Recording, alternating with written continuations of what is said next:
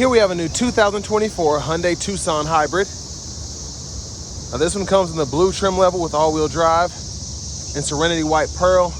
We have gray cloth interior. And for the powertrain, we get a 1.6-liter turbocharged 4-cylinder hybrid engine, and that's mated to a 6-speed automatic transmission. So as we come around to the front end here, LED daytime running lights and LED headlamps. Still a nice, pretty look for the Tucson.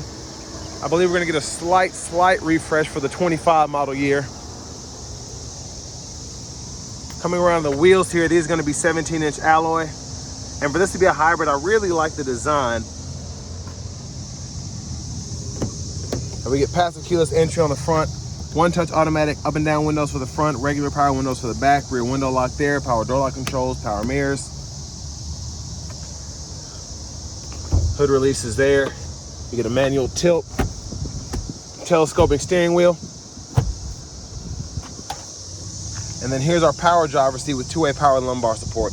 And I'm glad we get that even on this blue trim level, just because that power makes a big difference.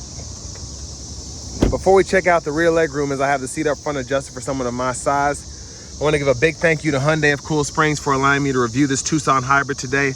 I'll leave a link below in the description for this dealership, but if you're looking for a vehicle closer to your area, make sure you click the link below, fill out your information, and we can get the dealers in your area fighting to give you that best price. But this one stickers at $35,105. And then we have city and highway fuel economy at 38 miles per gallon. So pretty good fuel economy. And I can't wait to drive this because I kind of gave it a little taste on the way over here, but it's just, I love this setup here, having the electric motor and then the turbocharged 4-cylinder. I'm gonna go ahead and recline the seat back. So that's my leg room sitting behind myself, and not bad. Seat back pockets are on both sides. We get two USB-A charge ports, rear AC vents there. There's a view of the beautiful front there. And then this middle seat folds down. Bottle holders can go in there. And we do have a grab handle and then a nice hook if we want to hang a shirt or something like that.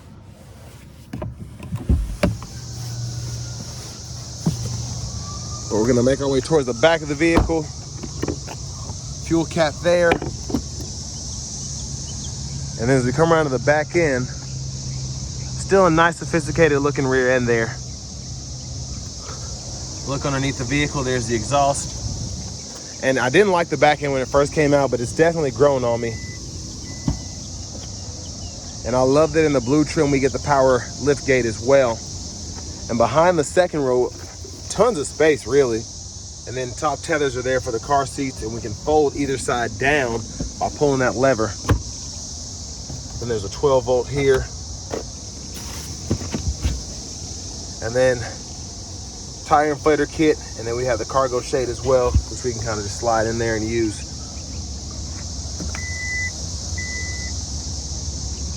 Now as we come around to the rear passenger side, for this seat, push that down and fold it flat. It'll kind of lock in, and then to release it, just pull the lever down here, and then we can put it back into place. And then again, you can recline that back if you want to. And we do have rear side airbags here, which I always appreciate. And then lower latch anchors are right there.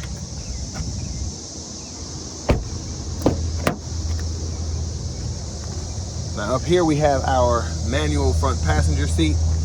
And then we do get these on both sides, these little side pockets. Glove compartment there.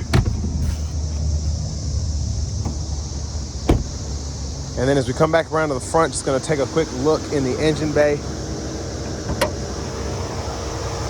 Now there's that 1.6-liter Smart Stream 4-cylinder.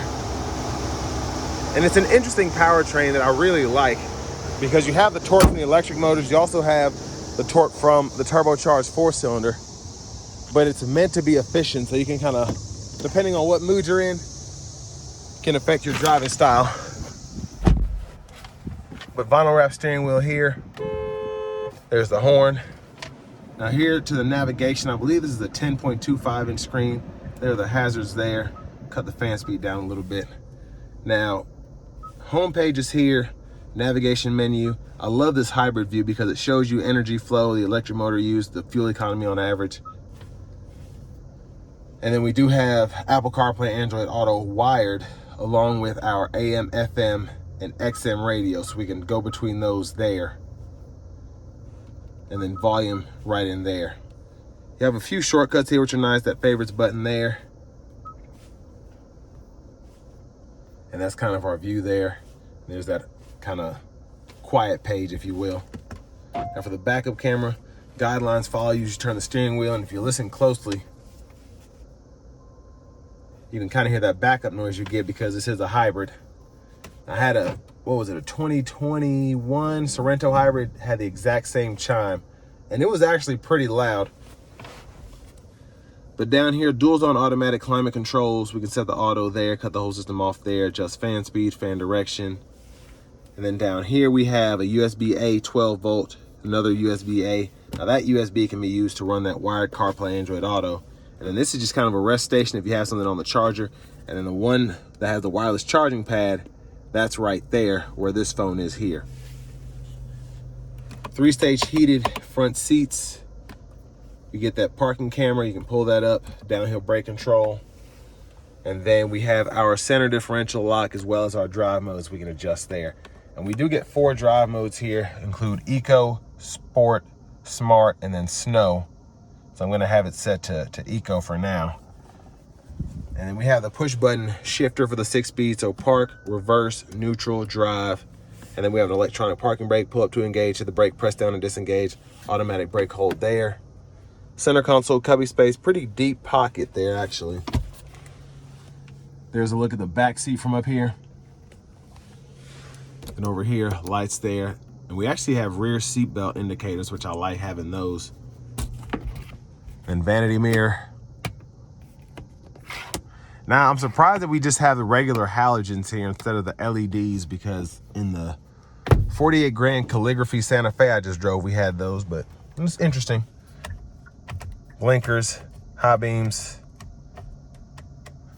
And then we do have intermittent wipers here. So one time off, intermittent low, high. We can adjust the intermittent frequency here, a rear wiper there, push back for that rear wiper fluid, pull up for the front. And then we have the paddle shifters behind the steering wheel. Hit this mode button to go through the audio sources, voice recognition, volume, mute, track list, radio station presets, Bluetooth, steering wheel favorites button. I can show you how you customize those. So you have the custom steering wheel buttons here. You have the mode button, so you can toggle your audio sources, what pulls up, and then you have the custom navigation button as well. So that's right there. And then we do get smart cruise, so we can turn that on or off there, set the speed. Gap adjust for that is there. Lane centering is here, excuse me. And then we can go through our sub menus for the gauge cluster, that digital part there, and then go through each menu when applicable here. So I really like this because you can see tire pressure sensors, wheel output, engine temperature, and then you also have the energy flow and the speedometer. So I really like how this particular gauge cluster is set up here. And here is your actual battery levels. I'm so glad we get that. So that's showing how much the actual battery on board is in terms of the charge there, and then that's our fuel tank there. So it's pretty easy to keep that full, just depending on how you drive. But then you also have the EV mode. So right now it's an EV mode because I'm just using the AC and the radio, so all of that's running off of that battery there. Push button starts here, and then the key fob with remote start is here.